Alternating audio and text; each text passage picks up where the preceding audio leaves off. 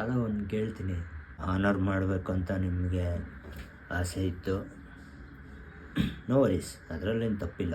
ಅಷ್ಟೊಂದು ಅರ್ಜೆಂಟ್ ಮಾಡೋದೇನಿತ್ತು? ಬನ್ನಿ, ಇಲ್ಲಿ ಬನ್ನಿ, ಇಲ್ಲ ಆದಮೇಲೆ ಅಲ್ಲಿ ಬನ್ನಿ. ಏನು 100, 200, 500 ಜನ ಬರ್ತಾರ? ನೀವು ಕಡ್ದಿರೋದು RCB ಫ್ಯಾನ್ಸ್ನ.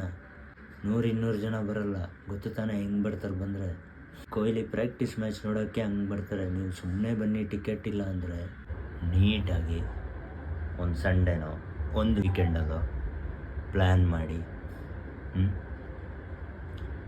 ಒಂದು ಚಿಕ್ಕದಾಗಿ ಪ್ರೋಗ್ರಾಮ್ ಮಾಡಿದಿದ್ರೆ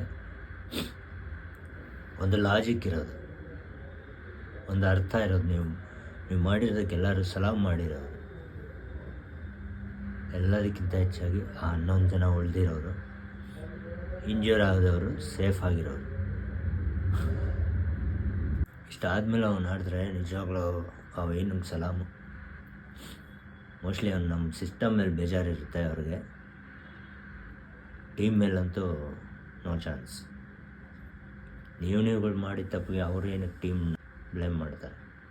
ಅಲ್ಲರೆ ಒಬ್ಬ ವ್ಯಕ್ತಿ 18 ವರ್ಷ ಒಂದೇ ಟೀಮ್ಗೆ ಆಡಿ 18 ವರ್ಷ ಆದಮೇಲೆ ಒಂದು ಕಪ್ ಗೆದ್ದು ಏನೋ ಒಂದು ಅಚೀವ್ ಮಾಡಿಕೊಂಡು,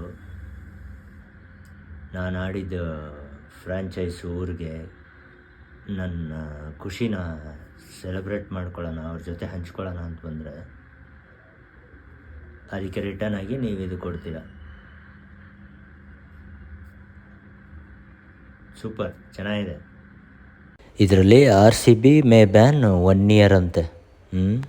ಏನು ಹೈಕೋರ್ಟ್ ಜಡ್ಜ್ ಹಂಗೆ ಇವ್ರಿಗೆಲ್ಲ ಫೋನ್ ಮಾಡಿ ಮೆಸೇಜ್ ಮಾಡಿ ಹೇಳ್ಬಿಟ್ರು. ಇಲ್ಲ ಇವರೇ ಜಡ್ಜು, ಇವರೇ ಕೋರ್ಟು, ಎಲ್ಲ ಪೋಸ್ಟ್ ಹಾಕೋರು. ಇಲ್ಲಿ ನೋಡಿ, ವಿ ಆರ್ ವೇಟಿಂಗ್ ಫಾರ್ 2026 ಅಂತೆ. ಫಸ್ಟು ಜಡ್ಜ್ಮೆಂಟ್ ಬರಲಿ, ಆಮೇಲೆ ಇವೆಲ್ಲ ಮಾಡಿ ಬ್ಯಾನ್ ಮಾಡಬೇಕಾ? ಬ್ಯಾನ್ ಬಗ್ಗೆ ಎಲ್ಲ ನೀವು ಮಾತಾಡಲೇಬಾರ್ದು. ಬ್ಯಾನ್ ಬಗ್ಗೆ ಮಾತಾಡೋ ರೈಟ್ಸೇ ನಿಮಗಿಲ್ಲ.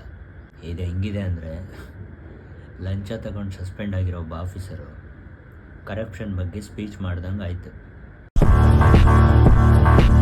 ಆಯ್ತಪ್ಪ, ನೆಕ್ಸ್ಟ್ ಸೀಸನು ನೀವು ನಮ್ಮನ್ನ ಬ್ಯಾನ್ ಮಾಡಿದ್ರಿ ಅಂತಲೇ ಇಟ್ಕೊಳ್ಳೋಣ. ನೆಮ್ಮದಿಯಾಗಿರೋಕ್ಕಾಗುತ್ತಾ ನಿಮಗೆ? ಇಷ್ಟು ದಿನ IPL ಸ್ಟಾರ್ಟ್ ಆದಾಗ ನಿಮಗೆ ನೆಮ್ಮದಿಯಾಗಿ ಓಡಾಡೋಕ್ಕಾಗ್ತಾ ಇರಲಿಲ್ಲ. ಒಂದು ವೇಳೆ ಬ್ಯಾನ್ ಮಾಡಿದ್ರು ಅಂತಲೇ ಇಟ್ಕೊಳ್ಳೋಣ. ನೀವು ಬ್ಯಾನ್ ಮಾಡಿದ್ರು ಒಂದು ಸಮಾಧಾನ ಇದೆ, ಏನಂದರೆ ನಾವು ಕಷ್ಟಪಟ್ಟು ಆಡಿ ಗೆದ್ದಿರೋದು. ನಿಮ್ಮ ಥರ ಕಾಸು ಕೊಟ್ಟು ಗೆದ್ದು ಬ್ಯಾನ್ ಆಗಿಲ್ಲ ಅಲ್ಲಿ.